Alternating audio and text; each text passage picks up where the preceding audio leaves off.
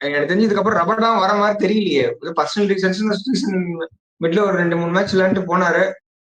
இன்னும் வரவே இல்லை. ஸோ அவரே முன்னாடி சொல்லியிருந்தாரு, இனிமேல் வந்து கிரிக்கெட்லாம் பேட்ஸ்மேன் கேம் ஆயிடுச்சுங்க, இதுக்கப்புறம் மிஷின் வச்சுதான் நீங்க பேட்ஸ்மேன்லாம் விளையாடணும்னு சொல்லிட்டு அவர் பாட்டு ஊருக்கு போயிட்டாரு. ஸோ எனக்கு தெரிஞ்சு அவர் வர மாதிரி தெரியல.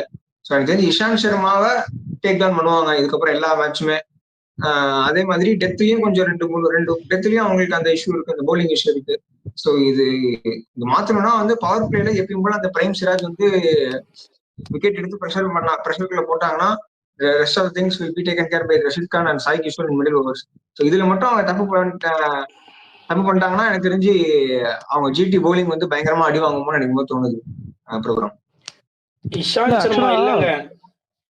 சொல்லுங்க. இல்ல நான் இஷாந்த் சர்மா மறுபடியும் சொல்றேன், நான் டிஃபெண்ட் பண்ணியே ஆகும். ஏன்னா அவரு எல்லாமே ட்ரை பண்ணிட்டாரு. அவரு பிரபு சொன்ன மாதிரி ஆனா ஒரு கேட்ச் இவரு சிராஜ் ரொம்ப சொதப்பிட்டாரு.